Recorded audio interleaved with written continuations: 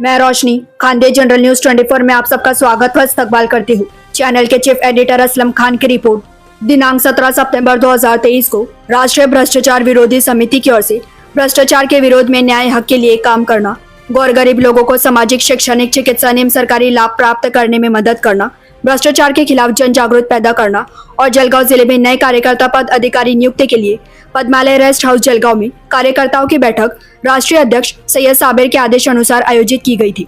कार्यक्रम में मंच पर राष्ट्रीय अध्यक्ष सैयद साबिर, उपाध्यक्ष शफीक शेख, अकिल रामपुरी, एजाज, आशिक अली, हमीदुद्दीन और जलगांव जिला अध्यक्ष हमीद बागवान, दानिश शाह, प्रदीप साली, आसिफ बागवान, मोहसिन खान, अमीन सिकलगर, अशफाक बागवान मौजूद थे। इस कार्यक्रम में फिरोज पिंजारी, यूसुफ शाह, दत्तू कोड़ी, वसीम काकर, इमरान टेलर, अजीज तमुड़ी, कमलाकर और भड़गांव तालुका में नवीन कार्यकर्ता पद अधिकारी नियुक्त किए गए।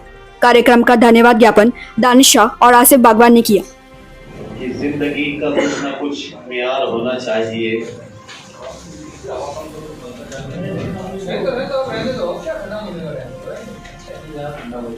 मैं हमारे राष्ट्रीय अध्यक्ष साहब की शान में एक शेर बोलना चाहता हूँ कि जिंदगी का कुछ न कुछ मियार होना चाहिए।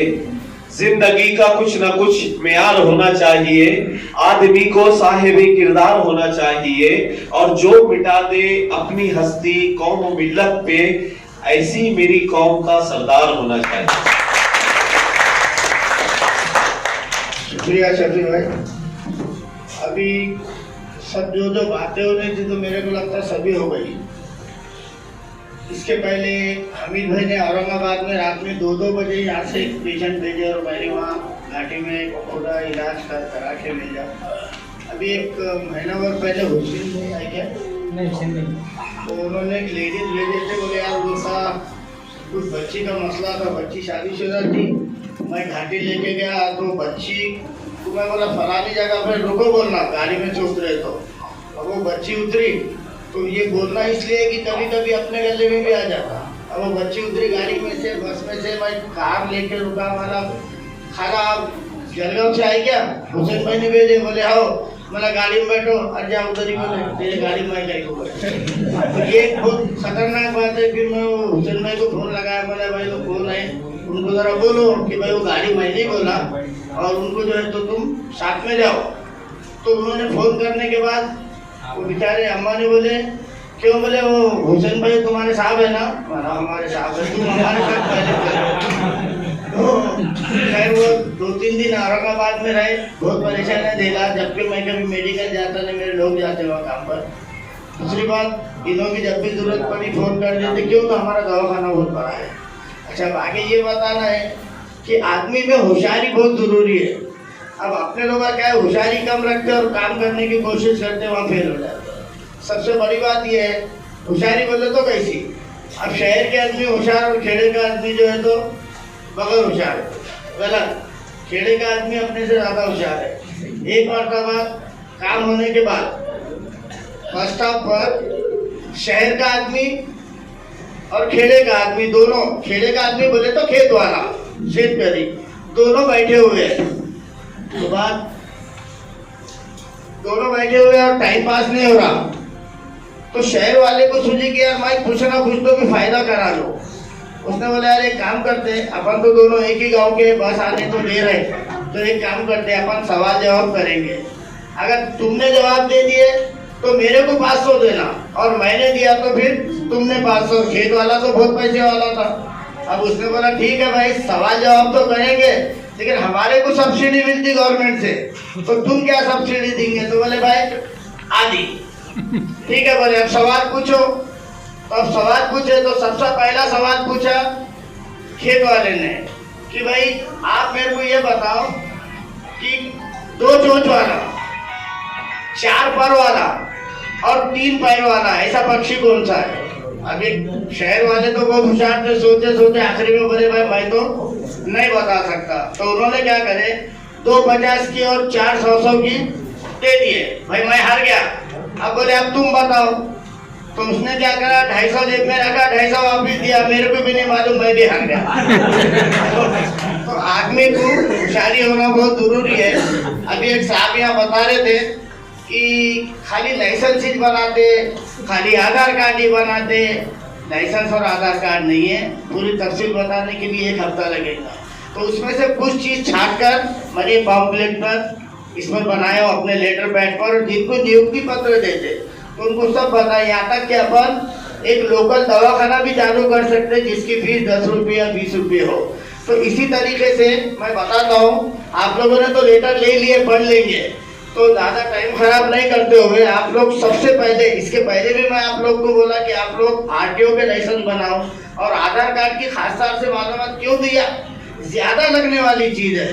अब बाकी की चीजें तो बहुत है, लेकिन ये चीज जो है कंटिन्यूस है। अब गरीब आदमी जो है आधार कार्ड बनाने जा रहा तो बोलता 200 दो, इन्हों बोलते रहे 200 ज्यादा हो रहे, 150 दो, क्या आके बोल रहे हैं यार हमने तो 50 कम करा है। नहीं, गलत बात। आधार कार्ड को नया रहो, कोई भी रहो, उसको शुरू से आखिरी तक पैसे नहीं लगेंगे, बच्चे का हो या बूढ़े का हो। तो अपने पास में सेंट्रल गवर्नमेंट का लेटर है। और दूसरी बात ये है कि लाइसेंस का जो मसला है, तो ड्राइविंग लाइसेंस का भी यही है, उसकी ओरिजिनल फीस अभी बढ़ गई, 255 रुपये हो गई, लेकिन अब हर जिले में जो है तो गाड़ी पर ऑनलाइन करना पड़ता अपने को, तो 50 रुपये ज़्यादा लेता तो 300 रुपये में लर्निंग बनेगा, और 650 रुपये भी उसकी फीस हो गई लाइसेंस की, तो परमानेंट की। तो टोटल करीब 1000 रुपये में अपन बना सकते। और अगर आप लोगों ने 1 महीने में 50 लर्निंग भी बनाने की तैयारी करे, तो आप लोग के लिए मैं औरंगाबाद से यहाँ आकर एक बार आरटीओ ऑफिस में बैठूंगा, लोही साहब बोल के यहाँ पे डिप्टी आरटीओ, मतलब यहाँ का बॉस है, मेरा दोस्त है, तो मैं वहाँ लेके आपका बना दूंगा, और बाद में आपका अपने लेवल पे काम चालू हो जाएगा, वहाँ हमारी जरूरत नहीं पड़ेगी। क्योंकि अभी एक थोड़े दिन पहले औरंगाबाद में एक गाड़ी आई यहाँ जलगांव से, तो कोई बैंक का मसला था, वो एजेंट बहुत परेशान था।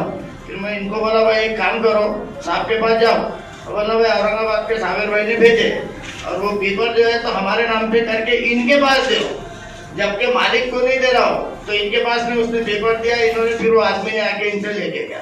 तो खैर ये मुख्तसर है, अब टाइम खराब नहीं करना है, टाइम ज़्यादा हो गया, तो चलते चलते नांदेड़ का किस्सा बताता हूँ, क्योंकि तो आज भी मेरा आखिरी नंबर है। इसके पहले मेरा 16वां नंबर था, बहुत बड़ा प्रोग्राम था। मैं जब स्पीच देने के लिए स्टेज पे आया तो हाथ तो बहुत भरा हुआ था, और 2-2.5 घंटे प्रोग्राम 3 घंटे करीब लेट चल रहा था। तो जब मैं माइक पे आया तो सामने से बड़े बिल्डर थे, वो लकड़ी वकड़ी लेके सामने फिर रहा स्टेज के।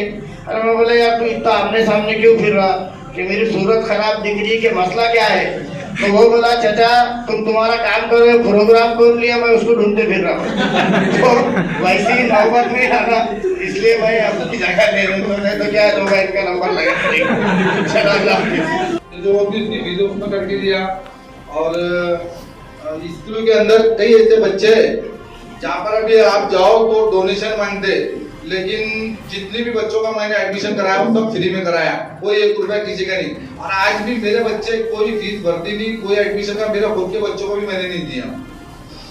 तो जिसके मन में जो भी सवाल रहा तो मुझसे आके पूछ सकता, आप लोग भी आप लोगों से भी कांटेक्ट कर सकते हैं। समिति का काम इतना बढ़िया है कि मैं कुछ भी नहीं था, जब मैं समिति में आया उसके बाद में मुझे समझा कि समिति क्या चीज है, सोशल वर्कर क्या चीज है। तो मुझे इतना कुछ नॉलेज नहीं था, बस खिदमत खल के साथ में थोड़ा थोड़ा काम करता था। लेकिन समिति के में जब आया तो मैं महाराष्ट्र के बाहर भी गया, तो सारे मेरे मसले और काम बराबर हल होते गए। अब इसके बाद में मैं जो भी फिरोज भाई बोलेंगे आप, हाँ फिरोज भाई अपने शब्द रखे, मैं आए हुए मेहमानों का फिर भी तहे दिल से शुक्रिया अदा करता हूँ। और आप लोग हमारे जलगांव पे भी ख्याल दे, और जो भी आपके पास में जैल होंगे वो आप मुझ तक के दे, तो मैं आगे तक इनके पास में सब तक पहुँचाऊंगा। और इसके आगे बारिश के बाद में तामापुर या तो शिवाजी नगर में हम लोग चौक के अंदर प्रोग्राम रखेंगे जो सभी के लिए रहेगा, और वहाँ पर लाइसेंस का, राशन कार्ड का, आधार कार्ड का और वोटर आईडी का सारी चीजें हम लोग वहाँ फ्री में करके देंगे। तारीख आगे हम मशवरा करके बताएंगे, तो हिसाब से हमारा अगला प्रोग्राम रहेगा। मेरे 2 शब्द लेके मैं आप सबका शुक्रिया अदा करता हूँ। बहुत बहुत शुक्रिया जिला अध्यक्ष साहब, वाकई आपने जो समिति के बारे में मालूमात दी, ये बहुत सारे लोगों को, जो नए लोग आए हुए हमारे जैसे, उनको ये काम में आएंगे। और जैसे आपने बताया कि समिति के साथ में आप 2014 से जुड़े हुए और आज करीब करीब 9 साल हो चुके। 9 साल में माशाल्लाह आपने सोशल वर्क किया है, काम किया है, लेकिन किसी वजह से आपके साथ में लोग जुड़ नहीं पाए क्योंकि आपने आपके काम की मार्केटिंग नहीं की। और आज हमको, मुझे लगता है कि हमको हमारे पीएम साहब से सीखना चाहिए कि आप छोटा भी काम करो, उसकी मार्केटिंग बड़ी करो ताकि लोग आपके साथ में जुड़े। आप इतने बड़े बड़े काम कर रहे और मार्केटिंग नहीं कर रहे तो काम कैसे चलेगा।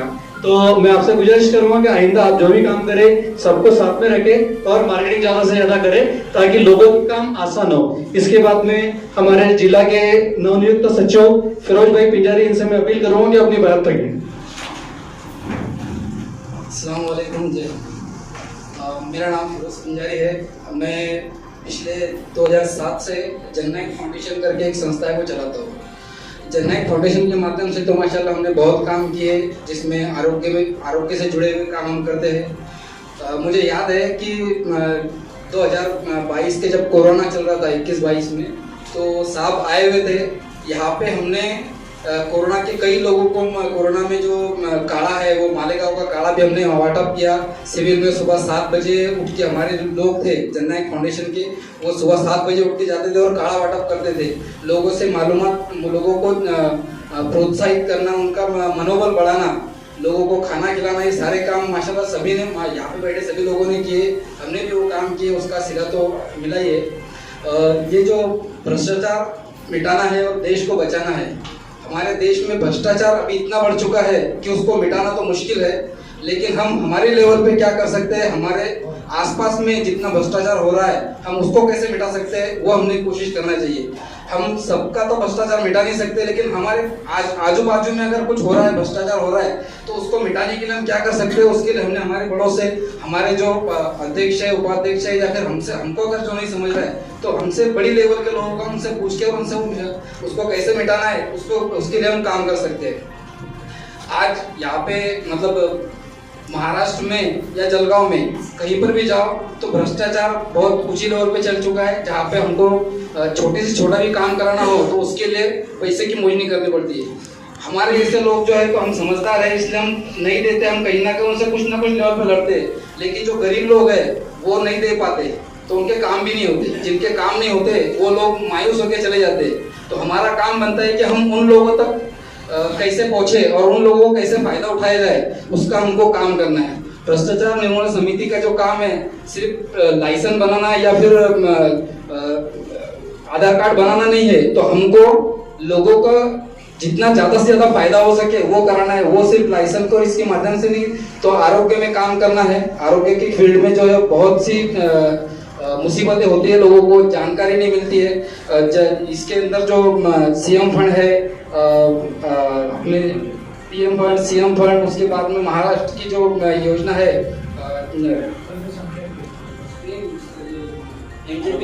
महात्मा ज्योति जन आरोग्य योजना जो है उसकी माहिती है, वो सारी माहिती हमको देना है लोगों को। जितना हम ज्यादा से ज्यादा काम कर सकते हैं, जितना बढ़ा सकते हैं, वो हमको बढ़ाना है।